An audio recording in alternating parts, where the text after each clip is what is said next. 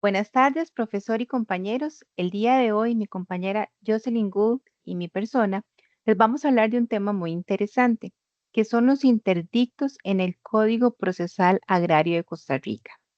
Específicamente les expondremos los artículos 265 al 278 de dicho código. Siguiente. Antes de iniciar el análisis de cada uno de los artículos, es importante que entendamos que los interdictos agrarios son acciones legales especiales dentro del derecho agrario costarricense que tienen como finalidad proteger la posesión y tenencia de tierra dedicadas a actividades agrícolas, forestales o agropecuarias. Importante, porque este tipo de interdictos tienen características y estas características las vamos a ir viendo una a una. Vamos a ver la finalidad de los interdictos, que ellos buscan proteger la posesión de bienes inmuebles contra actos que los perjudiquen o los alteren sin un debido proceso legal. Hay una naturaleza. Estos procedimientos son de trámite rápido y urgente, ya que su objetivo es evitar un daño irreparable al poseedor. También eso es importantísimo porque hay un plazo de caducidad. La acción debe interponerse dentro de los 3 meses siguientes al acto que afecta la posesión. Hay una prueba donde se requiere demostrar la afectación a la posesión sin necesidad de discutir el hecho de propiedad. También, como hemos visto antes, hay una competencia y en este caso los tribunales agrarios son los encargados de conocer estos procesos. En este tema de interdictos es importante la protección de la posesión y la propiedad. Y vamos a ver 4 elementos básicos. Los interdictos protegen al poseedor de hechos violentos o arbitrarios, asegurando que no se le prive de su tenencia sin un debido proceso. Número 2, favorecen la seguridad jurídica. ¿Cómo se hace esto? Al permitir que los agricultores, campesinos o propietarios continúen sus actividades sin interferencias indebidas. Número 3, evitan la usurpación y el abuso de poder, resguardando los derechos de quienes trabajan la tierra de manera legítima. Y número 4, fomentan la producción y estabilidad del sector agrario. ¿Por qué?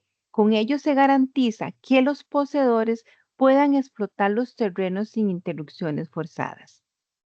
Una vez analizando qué son los interdictos, vamos a esbozar uno a uno de los artículos que les mencionamos al principio.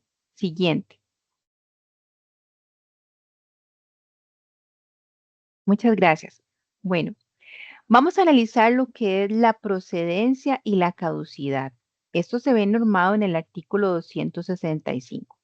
Vean qué importante porque los interdictos se aplican en casos de amparo de posesión, restitución y reposición de linderos.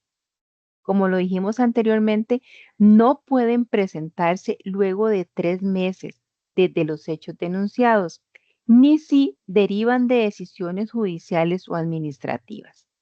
Pero también es importante entender que estos interdictos pueden ser improcedentes. ¿Y cuándo es improcedente la demanda interdictal? Pues cuando se interponga luego de transcurridos los 3 meses desde el inicio de los hechos u obras contra los cuales se reclaman. También cuando la perturbación o despojo reclamado provenga de decisiones judiciales y administrativas. Y número 3, y no menos importante, lo disponga expresamente el ordenamiento jurídico. Siguiente. Como lo dijimos hace un momento, hay diferentes clases de interdictos.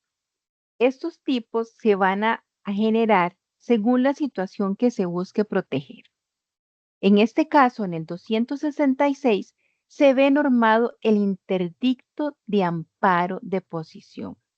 Y este interdicto regula un mecanismo procesal que busca proteger a una persona que está en posesión de un inmueble cuando es perturbada en su goce pacífico.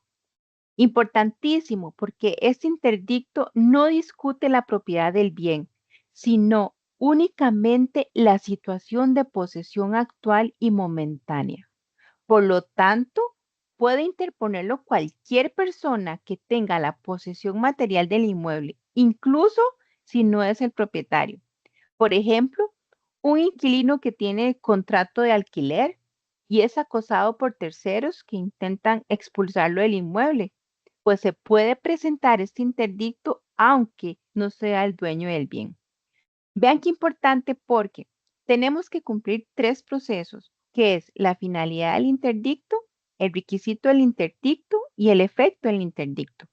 En este caso, en el interdicto de amparo de posición, la finalidad, como lo vimos anteriormente, es que el poseedor de un inmueble, cuando su derecho se ve amenazado, éste pueda tener la posibilidad de ser protegido. Como requisito para que se pueda dar este interdicto, debe cumplir tres condiciones fundamentales. Primero, la existencia de posesión. ¿Qué quiere decir esto? Que el demandante debe estar en posesión actual y legítima del bien. Y no es necesario ser propietario, basta con tener el bien bajo control y uso. Número 2, con el tema de requisitos. La perturbación en el goce del bien. Se debe probar que se han realizado actos que afectan el derecho del poseedor. Y esta perturbación puede darse de diversas formas, no solo con amenazas violentas, sino con construcción de obstáculos, entre otros. Y número 3, dentro de estos requisitos, es la intención de despojo por parte del perturbador.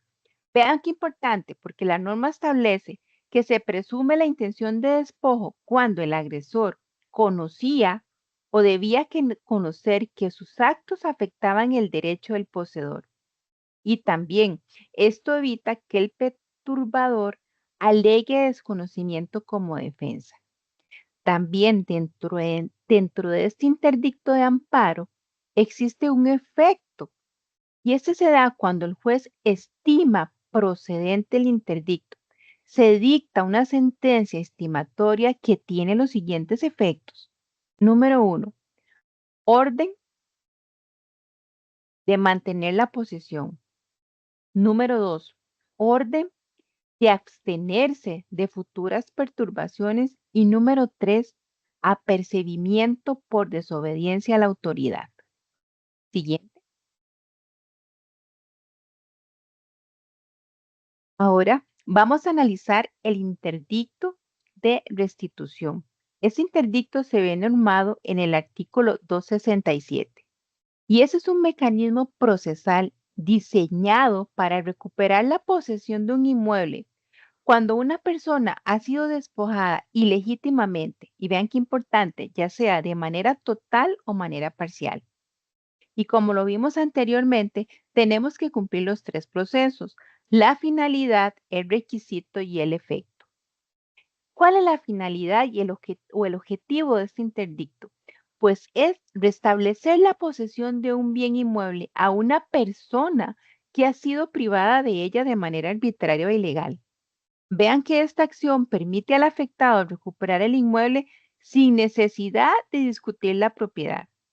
Esto es importante porque difiere el interdicto anterior del amparo de posesión, ya que en este caso el despojo ya se ha consumado, mientras que en el interdicto anterior, el de posesión, se aplica cuando hay perturbaciones que podrían derivar de un despojo. Si pudiésemos tener un ejemplo, sería una persona que es expulsada de su casa sin orden judicial o sin un consentimiento. Esta persona puede interponer ese interdicto para que se le restituya la posesión. Vean también que tenemos requisitos importantes que se deben cumplir para este interdicto. Número 1, tiene que existir la posesión previa. ¿Qué quiere decir esto? Que el demandante debe haber tenido la posesión legítima del inmueble antes de ser despojado. Número 2, tiene que darse un despojo ilegítimo. Debe probarse que el demandante fue despojado sin su consentimiento y sin una orden judicial o administrativa válida. Y número 3, debe haber vinculación del demandado con el despojo. Y también, este interdicto tiene efectos jurídicos. Esos efectos jurídicos se emiten con una sentencia estimatoria, cuyos efectos serían orden de restitución. Se obliga a la parte demandada a devolver la posesión del inmueble al demandante en un plazo determinado. Apercibimiento por desobediencia a la autoridad. ¿Qué quiere decir esto? Que si el demandado no acata la orden, puede ser procesado por el delito de desobediencia a la autoridad. Y tenemos la aplicación de la norma sobre condena de dar y hacer.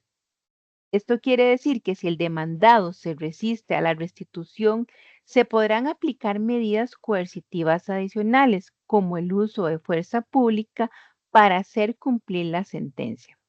Vean qué importante porque muchas veces hemos visto a personas que han vivido en una casa durante 10 años, escuchamos que tienen el derecho de posesión.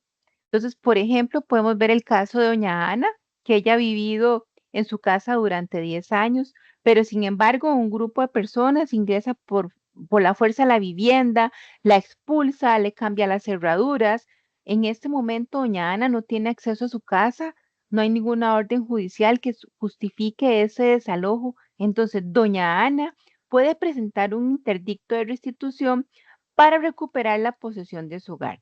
Vean qué importante este ejemplo, porque si el juez determina que el despojo fue ilegítimo, ordenará a los invasores devolver la casa a doña Ana. Si no cumplen, pueden ser procesados por desobediencia a la autoridad y la policía podrá intervenir para ejecutar la restitución del bien. Siguiente. Ahora vamos a ver la sentencia estimatoria en servidumbres y obligación de paso. Esto lo tenemos normado en el artículo 268 y esta sentencia regula los casos de amparo o restitución de servidumbres y la obligación de paso. Vean qué importante, porque en estos procesos el objetivo es no solo proteger, sino restablecer el uso de un derecho previamente reconocido, evitando que terceros impidan o restrinjan el acceso a una propiedad. Como lo vimos, tiene dos propósitos fundamentales en su finalidad. Número uno, garantizar que el titular de la servidumbre pueda ejercer su derecho sin restricciones indebidas. Y número dos, permitir que quienes tienen una obligación de paso reconocida judicialmente puedan utilizarlas sin impedimentos. Compañeros y profesor, este es uno de los temas que casi que se ve muchísimo a diario en temas topográficos cuando hay que hablar de este tipo de servidumbres de paso. ¿Y cuándo es aplicable este interdicto? Pues ese interdicto dependerá de la situación. El interdicto de amparo se usa cuando alguien interfiere o perturba el ejercicio de la servidumbre o el derecho de paso, sin llegar a impedirlo por completo. Y también el interdicto de restitución se aplica cuando la persona ha sido privada completamente de su derecho de servidumbre o paso.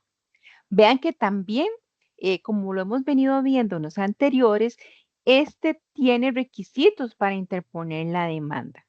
Tiene que existir un derecho de servidumbre, una obligación de paso. ¿Qué quiere decir? Que tiene que estar legalmente reconocido o haber sido declarado en una resolución judicial previa. Este derecho tiene que haber sido perturbado, que la persona pueda seguir ejerciendo la servidumbre, pero con dificultad. Se aplica el interdicto de amparo. Si ha sido completamente impedido, procede el interdicto de restitución. Vea qué interesante cómo vamos hilando estos conceptos. Además, la vinculación del demandado con la instrucción. ¿Qué quiere decir? Que se debe probar que la persona demandada ha realizado acciones que impiden el uso de la servidumbre. Y también vemos el tercer escenario, que esto tiene efectos de la sentencia estimatoria. ¿Y cuáles son estos efectos? orden de mantenimiento o restitución. Aquí se obliga al demandado a permitir que el demandante siga ejerciendo la servidumbre o el paso, o en caso de restitución, que se le devuelva el derecho de uso. Aplicación de las condenas de hacer o no hacer o dar. ¿Qué quiere decir? Que dependiendo del caso se podrá ordenar medidas adicionales. Condena de hacer si el demandado debe permitir el acceso o retirar obstáculos. Condena de no hacer si el demandado debe abstenerse de impedir el paso en el futuro. Y condena de dar si el demandado debe permitir la servidumbre con ciertas condiciones. Por ejemplo, es interesante porque aquí podemos ya hablar de servidumbres de acueducto con un mantenimiento obligatorio. Generalmente ese tipo de servidumbres se generan cuando hay proyectos urbanísticos. También tenemos el apercibimiento por desobediencia. Si el demandado no cumple la orden, puede ser procesado por desobediencia a la autoridad y aplicarse medidas coercitivas como el uso de la fuerza pública. Aquí viene un ejemplo muy interesante. Imaginemos que don Manuel es el dueño de una finca que no tiene acceso directo a la carretera. Y hay muchas de las propiedades agrícolas en nuestro país que se da este tipo de casos. Entonces, su vecino, don Luis, tiene una propiedad colindante y él ha reconocido una servidumbre de paso para el terreno de don Manuel. Y esto le permite a don Manuel pues llegar a vía pública. Sin embargo, un día don Luis decide cerrar el camino con una cerca y colocar portones con candado, impidiendo a don Manuel el paso. Vean qué importante, porque don Manuel puede interponer un interdicto de restitución argumentando que ha sido privado ilegítimamente de su servidumbre de paso. Entonces, vean qué importante todo lo que norma este artículo 268. ¿Qué lo que garantiza este artículo? Que quienes tienen un derecho de servidumbre o de paso puedan ejercerlo sin restricciones legales. Como lo vimos anteriormente, pues establece un mecanismo ágil para recuperar estos derechos cuando han sido perturbados o eliminados por terceros, asegurando el acceso y el respeto a las resoluciones judiciales. Siguiente. Muy bien. Vamos a ver otro importantísimo que son los supuestos especiales en interdictos de amparo y restitución. Eso está normado en el artículo 269 y establece estos supuestos especiales cuando se presentan en los siguientes casos. Número uno, cuando el demandado poseyó inmediatamente antes de un dueño. Y número dos, se discute el uso de servidumbres no aparentes o discontinuas. Y este artículo es importante porque tiene como propósito establecer requisitos adicionales de prueba para estos casos, asegurando que el reclamante tenga una base legítima para ejercer su posesión o servidumbre. Como lo vimos anteriormente, tenemos que cumplir los tres procesos: la finalidad, los supuestos específicos y efecto de la norma. La finalidad de esta norma, pues, busca proteger los verdaderos titulares de derechos de posesión o servidumbre, evitando que usen los interdictos para despojar también a quienes tienen una posesión legítima, previa o para adquirir derechos sobre servidumbre sin prueba suficiente. Hay supuestos específicos que son importantes de analizar. Este artículo, especialmente como lo vimos antes, tiene dos escenarios en la que la parte actora debe cumplir requisitos adicionales. A. Si el interdicto se dirige contra quien poseyó como dueño inmediatamente antes, ese tiene un requisito adicional. La persona que interpone la demanda debe demostrar que ha poseído pública y pacíficamente como dueña, escuchen bien, por más de un año, o que tiene otro título legítimo para poseer. Por ejemplo, un contrato de compraventa, un arrendamiento o un usufructo. Aquí podemos poner, por ejemplo, don Pedro, que vende su finca a doña Marta, quien ha tenido la posesión de la misma y la ha trabajado por más de un año. ¿Qué pasa si don Pedro intenta recuperar la finca por la fuerza, alegando que sigue siendo su dueño. Pues bien, doña Marta interpone un interdicto de restitución para que la dejen en posesión del bien. Pero para ganar el caso, debe probar que ha poseído la finca pública y pacíficamente como dueña por más de un año o presentar una escritura de compra-venta.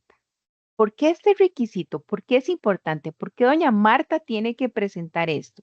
Pues esto evita que alguien que compró un bien recientemente y no ha consolidado su posesión utilice interdictos en su favor sin tener un fundamento sólido de posesión o un título legítimo. También podemos ver el caso si el interdicto trata sobre servidumbres continuas, no aparentes o discontinuas. Vean, ese es un tema interesantísimo porque tiene que tener como requisito adicional que se debe demostrar que existe un título que otorga el derecho de servidumbre y este título debe provenir del dueño del fondo sirviente. El fondo sirviente es la propiedad sobre la que recae la servidumbre de los anteriores dueños. Si se trata de una obligación de paso constituida judicialmente, se debe aportar la sentencia en firme que lo establezca. Entonces, ¿qué pasa en este caso si don Carlos tiene una finca y afirma que él tiene una servidumbre de agua sobre la finca de su vecino, don Ricardo? Pues don Ricardo, sin previo aviso, viene y bloquea la tubería que pasa por su terreno. En este caso, don Carlos presenta un interdicto de amparo, pero para ganarlo tiene que probar que existe un título que le otorga el derecho de servidumbre. Y este título tiene que provenir del propietario de la finca sirviente o de quien la tuvo antes. ¿Y por qué es importante este requisito? Porque las servidumbres continuas, no aparentes, esas son como servidumbres de acueductos subterráneos, no las podemos ver, o las discontinuas, como el paso por una finca, no pueden adquirirse por mera posesión, sino que se requiere un título legal. Y como vimos anteriormente, pues esta norma tiene efectos. ¿Cuáles son esos efectos? Pues el juez podrá ordenar la restitución o mantenimiento de la posición, el respeto de la servidumbre reclamada y sanciones por incumplimiento de la sentencia. En síntesis, el artículo 269 establece limitaciones y requisitos adicionales para ciertos interdictos de amparo y de restitución.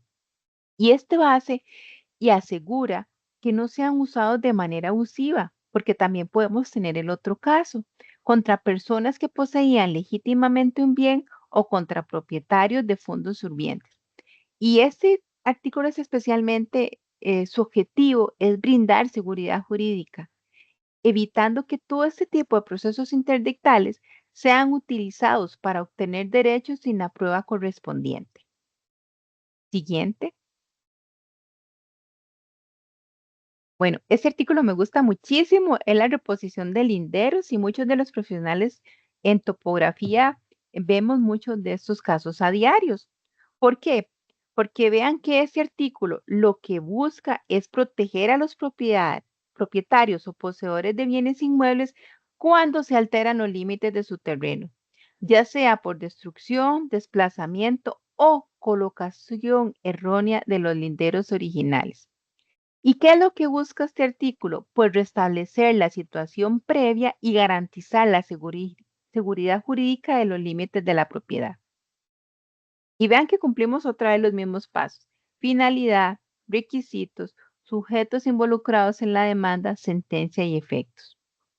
La reposición de linderos, como lo hemos visto, de su finalidad es buscar y asegurar que la persona conserve los límites correctos de su propiedad y esto va a evitar posibles conflictos sobre la posesión o propiedad de terrenos. Pero hay requisitos que debemos cumplir y estos son alteración de los linderos. Vean qué importante, porque debe probarse que los linderos fueron modificados, ya sea por destrucción, desplazamiento o colocación en un sitio distinto al original. También debemos demostrar que el inmueble afectado debe tratarse de una propiedad cuyo lindero ha sido alterado y esto ha causado un perjuicio a su poseedor o propietario. Y es importante también porque el responsable identificado o beneficiado puede dirigir la demanda contra la persona que causó el daño. Y también hay un tema aquí importante que son los sujetos involucrados en la demanda. Entonces, ahora preguntamos, ¿contra quién se puede dirigir la acción?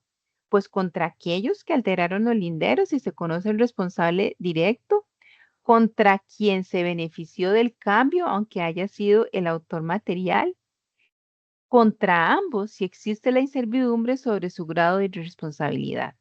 Entonces, ¿cómo podríamos tener un ejemplo con relación a este tema? ¿Qué tal si vuelve doña Ana y don Luis son vecinos y tienen terrenos colindantes?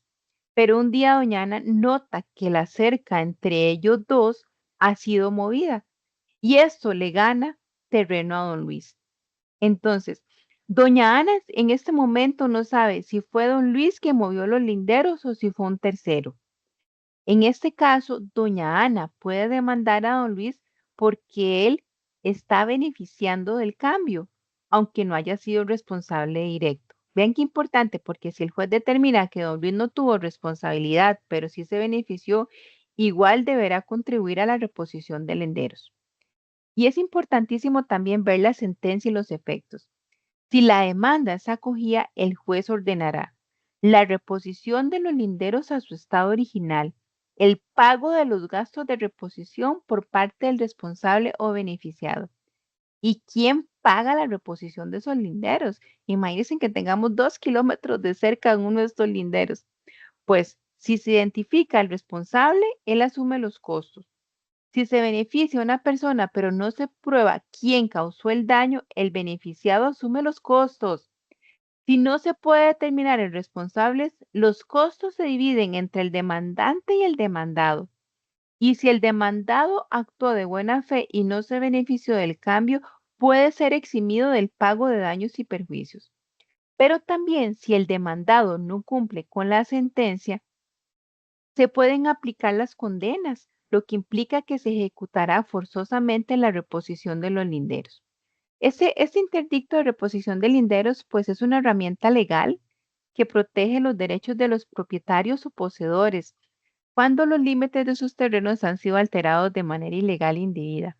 Y yo creo que es muy importante porque realmente su función es garantizar la seguridad jurídica de la limitación de los linderos de los inmuebles. Y aquí yo creo que voy a hacer un paréntesis porque es importante tener planos catastrados actualizados. ¿Qué es lo que nos dice la norma con respecto a los planos?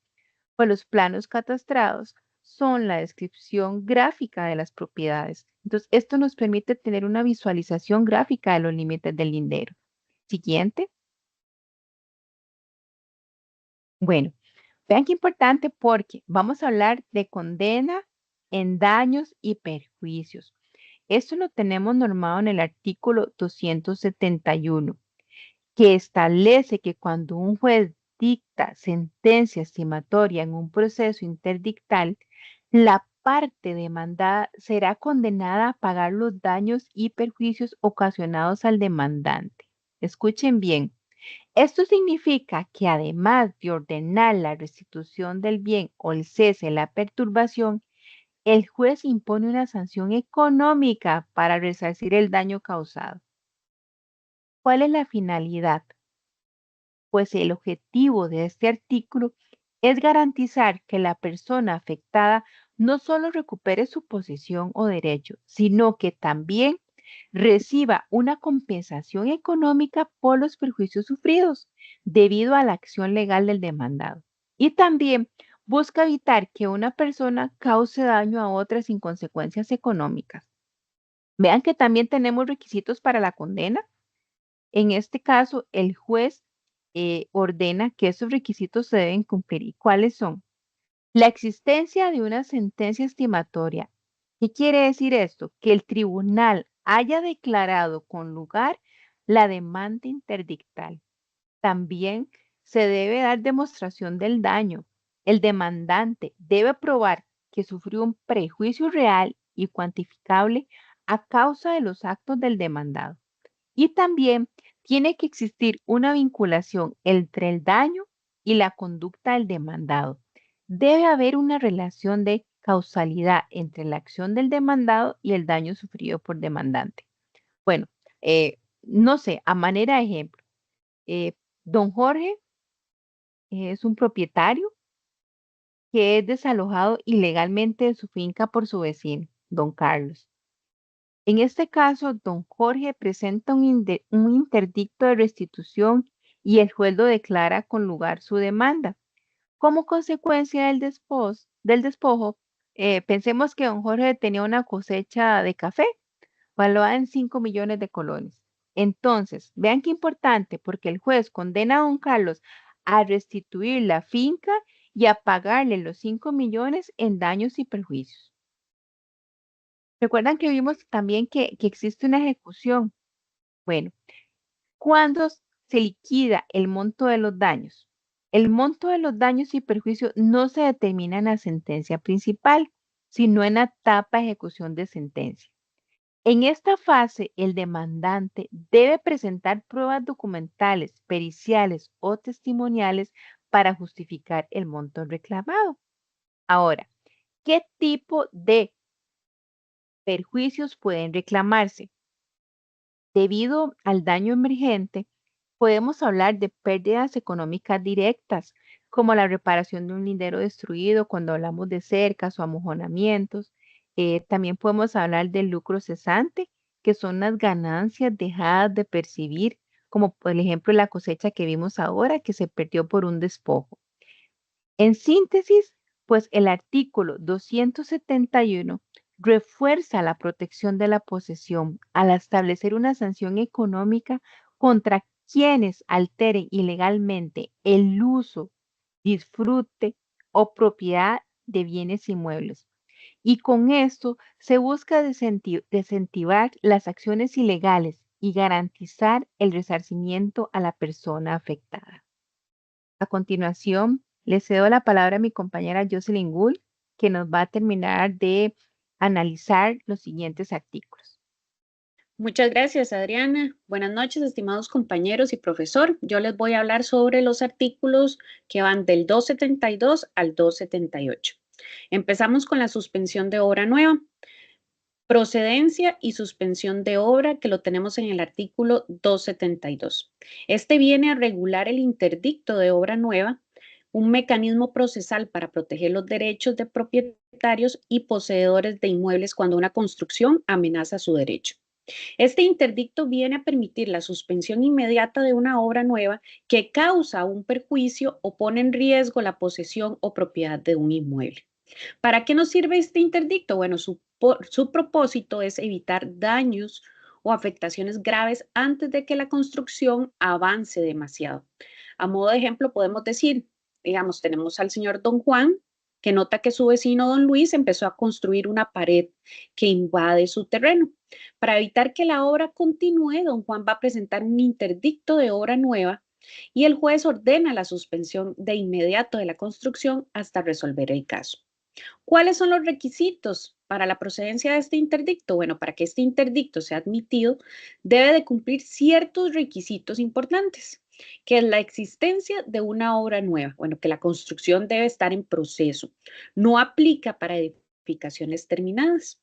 Amenaza a derechos de propiedad o posesión. Bueno, la obra debe afectar o poner en peligro la posesión o propiedad de un inmueble del vecino, de un vecino.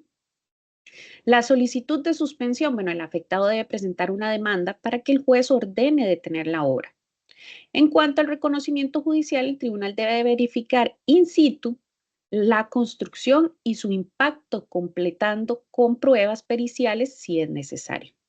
¿Cuáles son los efectos de la sentencia estimatoria? Bueno, si el juez considera que procede la demanda, va a ordenar o suspender la obra inmediatamente, que ordena que se comunique primero a la persona dueña, ¿verdad?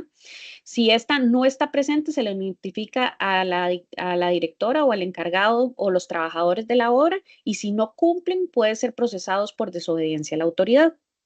En cuanto a las medidas de seguridad, bueno, si una obra representa un peligro inmediato, el juez puede ordenar que se adopten medidas para evitar riesgos.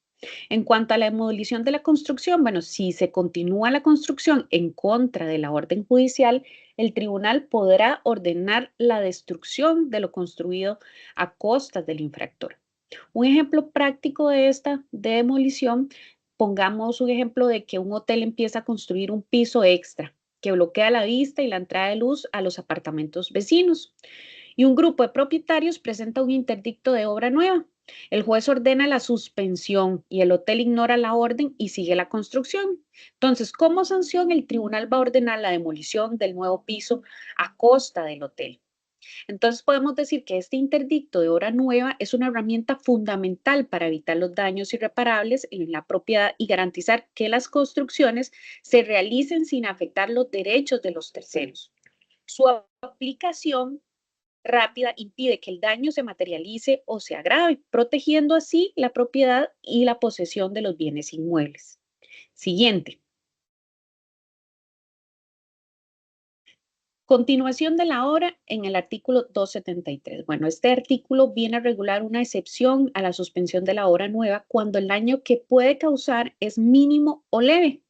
En estos casos, el tribunal puede autorizar que la construcción continúe, pero con ciertas condiciones.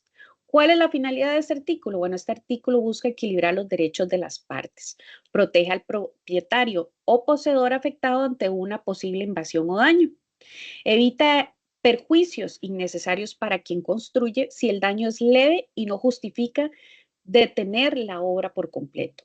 A modo de ejemplo, podemos decir que don Mario está construyendo un garaje que sobresale unos centímetros en el lindero de su vecina, doña Elena. Entonces, doña Elena va y presenta un interdicto de obra nueva, pero el tribunal considera que la afectación es mínima. Entonces, se autoriza la construcción de la obra, pero don Mario debe de rendir una garantía económica en caso de que luego se ordene demoler lo construido. ¿Cuáles son los requisitos que tenemos para este interdicto? Bueno, para que el juez permita continuar la obra, debe de cumplirse los siguientes requisitos. Uno de ellos es el daño ocasionado debe de ser leve. ¿A qué me refiero con esto? Bueno, si el daño es grave o afecta derechos fundamentales del demandante, no podrá continuar. La parte que construye debe de rendir una garantía. Entonces, esta garantía debe de ser suficiente para cubrir los costos de demolición si en sentencia se ordena la destrucción de lo construido. Y el monto y tipo de garantía queda a criterio del tribunal. No debe de haber ningún riesgo inminente o irreparable. Si la obra pone un peligro a estructuras, servidumbres o derechos esenciales, se ordena la suspensión inmediata. A modo de ejemplo práctico, para que entendamos el daño leve versus el daño grave, en caso leve, bueno, se permite continuar. Entonces, si una persona construye una cochera que sobresale 5 centímetros en el terreno del vecino, ahí podemos decir que es un caso leve. Un caso grave para que se suspenda la obra es si se está construyendo un muro que bloquea la única entrada a una vivienda. ¿Cuáles van a ser los efectos de esta sentencia? Bueno, si la demanda es desestimada, la obra puede continuar sin restricciones, pero si la demanda es estimada, se ordena demoler lo construido que afecta el derecho del demandante. La demolición será a costa de quien construyó utilizando la garantía rendida. Un ejemplo práctico de demolición, podemos decir que una empresa construye una pared que invade 10 centímetros en el terreno del vecino. Se permite continuar la obra porque el daño es leve. Como garantía, el tribunal resuelve que la pared debe demolerse y se usa la garantía para cubrir los gastos. Entonces podemos decir que este artículo 273 permite que una obra continúe cuando la afectación es mínima, evitando retrasos y perjuicios innecesarios. Sin embargo, se protege al afectado al existir una garantía que cubre una posible demolición si la obra resulta ilegal. Siguiente. La sentencia estimatoria, bueno, la encontramos en el artículo 274. Este viene a regular las consecuencias de una sentencia estimatoria en un interdicto de obra nueva. Es decir, cuando el tribunal determina que la obra debe detenerse de manera definitiva porque afecta al derecho del demandante. ¿Cuál es la finalidad de ese artículo? Bueno, este artículo busca proteger los derechos de propiedad y posesión frente a construcciones que amenazan o afectan la propiedad ajena, que generan daños o perjuicios económicos o ponen en peligro estructuras o personas. A modo de ejemplo, podemos decir que don Carlos empieza a construir una segunda planta en su casa, pero su vecino, don José, alega que la construcción viene a invadir su terreno. Don José interpone un interdicto de obra nueva. El tribunal determina que la construcción es ilegal y emite una sentencia estimatoria, ordenando la suspensión definitiva de la obra. Entonces, ¿cuáles serían los efectos de esta la sentencia? Bueno, la suspensión definitiva de la obra, la obra no puede continuar, sin importar si la parte demandada presenta apelación. La ejecución de la sentencia es inmediata. La condena al pago de daños y perjuicios. Bueno, la parte demandada debe indemnizar al afectado por los perjuicios sufridos. El monto se liquida cuando la sentencia queda en firme. Posible demolición de la obra. Bueno, si la construcción representa un peligro o una transgresión evidente al derecho de la propiedad del demandante, el juez puede ordenar su demolición. La demolición será a costa de la parte demandada. A modo de ejemplo de la demolición, podemos decir que un constructor levanta un muro que bloquea el acceso a la propiedad de un vecino y el tribunal dicta sentencia estimatoria, ordenando la destrucción inmediata del muro. ¿Cuál es la importancia de este artículo? Bueno, este artículo viene a garantizar la protección de la propiedad y posesión. Evita que las obras ilegales continúen mientras se resuelve la apelación y establece consecuencias claras para quien construye sin respetar los derechos ajenos. Siguiente.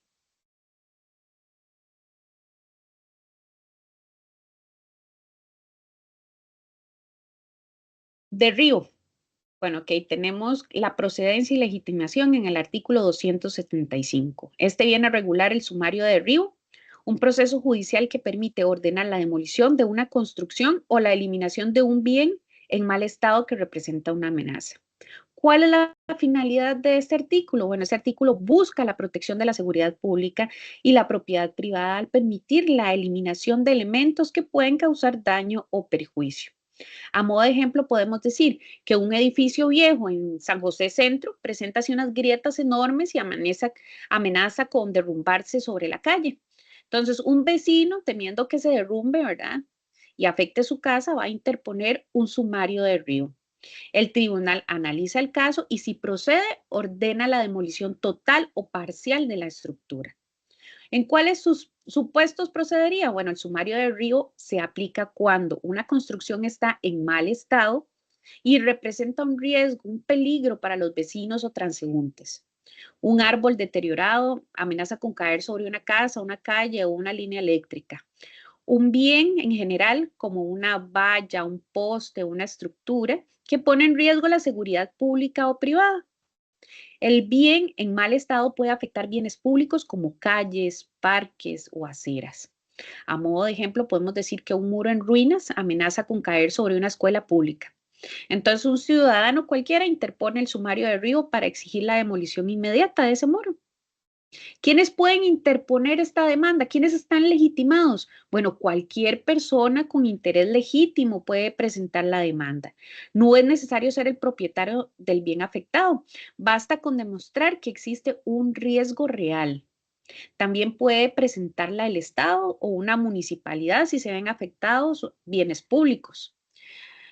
Un ejemplo de legitimación puede ser un comerciante que interpone la demanda porque un edificio en mal estado colinda con su negocio y teme que su caída lo perjudique.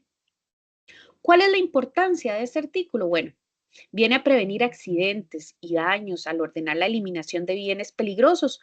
Permite la intervención rápida de la justicia para proteger la seguridad pública. Facilita la defensa de derechos, ya que cualquier persona interesada puede solicitar el derribo. Entonces, este artículo 275 viene a establecer un mecanismo ágil para la eliminación de construcciones o bienes en mal estado que representan un riesgo para la seguridad, permitiendo que cualquier persona afectada pueda solicitar su demolición o eliminación. Siguiente. Adopción de medidas de seguridad. Es un artículo bastante interesante. Lo tenemos en el 276. Establece los procedimientos relacionados con la adopción de medidas de seguridad en ciertos casos. Muy interesante, por cierto. La presentación de la demanda. Bueno, el artículo empieza indicando que una vez que se presenta una demanda, el tribunal debe de actuar de inmediato.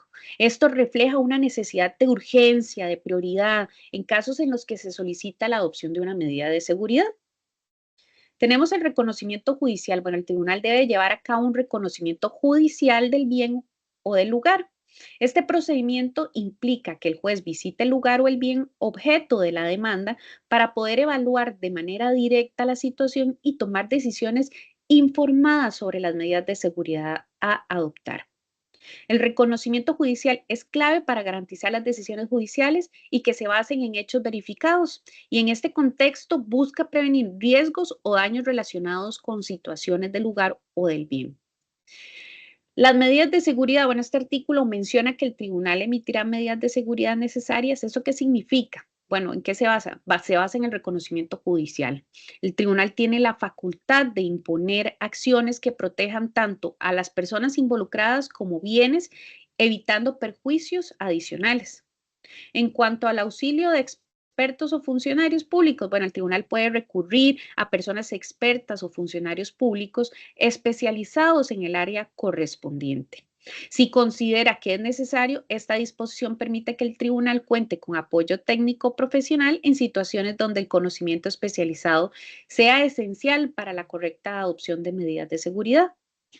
¿Quién cubre los gastos de ejecución? Bueno, el artículo también establece que los gastos derivados de la ejecución de las medidas de seguridad recaen en la dueña o poseedora del bien ruinoso. ¿Esto qué significa? Bueno, si el caso involucra un bien en mal estado o que representa un peligro, la persona que sea responsable de dicho bien deberá hacerse cargo de los costos asociados con la adopción de la medida de seguridad, tal como reparaciones, aseguramiento del lugar, entre otros. ¿Cuál es la excepción? Que excepción, actora suplirá los gastos. Bueno, ok, en este caso, de la dueña o poseedora del bien no puede cubrir los gastos. Hipotéticamente, la dueña no puede cubrir los gastos. Entonces, la actora, que es la persona que presenta la demanda, será responsable de los costos. Sin embargo, tendrá derecho a reclamar el reembolso de los gastos incurridos, lo que significa que si el tribunal falla a su favor, podrá recuperar el dinero gastado en la ejecución de las medidas. ¿Cuál es el contexto y la aplicación de este artículo? Bueno, este artículo se enfoca en situaciones en las que es necesario asegurar la protección de las personas o bienes ante circunstancias que puedan generar daños o perjuicios. En común, en casos donde los bienes pueden estar en riesgo o en condiciones que representen una amenaza, como edificios en ruinas o propiedades que puedan ocasionar daños a terceros. El hecho de que el tribunal tenga la facultad de auxiliarse de expertos garantiza que las decisiones sean tomadas con mejor asesoramiento disponible. Además, la disposición sobre los gastos busca que las personas responsables de los bienes en cuestión asuman los costos derivados de su propia negligencia o falta de acción preventiva. Sin embargo, la actora también tiene una forma de obtener justicia si los gastos no pueden ser cubiertos por la parte responsable. Entonces, este artículo viene a enmarcar dentro de un conjunto normativo que vela por la protección del orden público y la seguridad de las personas, facilitando una respuesta rápida del sistema judicial en situaciones de riesgo. Siguiente. Ahora vamos con uno muy bonito, el sumario de derribo de árboles. Lo tenemos en el artículo 277. Este establece un procedimiento legal y administrativo para el derribo de árboles en mal estado. Viene a regular las situaciones en las que se permite este acto. Entonces, las partes involucradas y las responsabilidades que surjan del mismo. A continuación, voy a ofrecerles un análisis un poquito más detallado de todos estos componentes para que lo logremos entender. Las partes involucradas, bueno, aquí viene a intervenir la Procuraduría General de la República. Cuando se trata de la eliminación de un árbol en mal estado, la Procuraduría General de la República será considerado como parte del proceso. Esta disposición viene a buscar y garantizar la intervención de una entidad estatal en la protección del patrimonio público y el bienestar general. Derribo en terrenos públicos versus privados. Bueno, el territorio de dominio público, si el árbol está ubicado en un territorio de dominio público, se podrá iniciar el proceso legal contra la persona ignorada. Es decir, no será necesario identificar a un propietario específico para llevar a cabo el procedimiento. Esto viene a facilitar la intervención estatal cuando se trata de bienes públicos o áreas sin propietario individual determinado. En cuanto al inmueble privado, bueno, en caso de que el árbol sea de una propiedad privada, será necesario identificar quién es el propietario del inmueble o en su defecto, quién lo posee. Esto implica que el proceso será más formal y se requerirá una identificación adecuada de la persona responsable para autorizar o llevar a cabo la acción. La autorización para derribo o derrame, bueno, la autorización para el derribo total o parcial de un árbol, así como su derrame, se considera bajo ciertas condiciones. No otorga derecho a aprovechamiento del producto. A pesar de que se autorice la acción, esto no confiere derecho a la persona que realizó el derribo o derrame de aprovechar el producto del árbol, como la madera. Esto es un punto clave para evitar que el proceso sea utilizado con fines comerciales sin el permiso adecuado. El aprovechamiento del producto forestal, bueno, podemos decir que los permisos y costos, si existe la posibilidad de aprovechar el producto forestal, por ejemplo, la madera o los productos derivados del árbol, quien haya obtenido la autorización para el derribo debe obtener también permisos correspondientes de la autoridad administrativa. Además, será responsable de asumir los costos asociados con el aprovechamiento del producto. Aprovechamiento por entidades autorizadas. Bueno, si hay una persona legítima para aprovechar los productos del árbol, por ejemplo, si no hay un propietario interesado o si la persona responsable no tiene permisos para comercializar el producto, la Junta de Educación del área o cualquier institución u organización autorizada por la ley podrá asumir la responsabilidad del aprovechamiento del producto. Esta opción está destinada a entidades públicas o sin fin de lucro y deberán asumir los costos y responsabilidades de su aprovechamiento. El contexto y aplicación, bueno, este artículo regula el manejo y derribo de árboles en mal estado, lo cual es esencial para la seguridad pública y la protección del medio ambiente a través de un proceso legal claro. Busca garantizar la acción de derribo del árbol que sea realizado de una manera controlada, identificando los responsables y asegurando que no se abuse del producto obtenido del árbol. Dentro de otros aspectos claves que podemos mencionar de este artículo, podemos decir que la intervención estatal a través de la Procuraduría General de la República lo que resalta la importancia de la protección de los bienes públicos, la necesidad de identificar al propietario o poseedor cuando el árbol está en un terreno privado, lo que busca evitar conflictos y asegurar que se actúe conforme a los derechos de propiedad.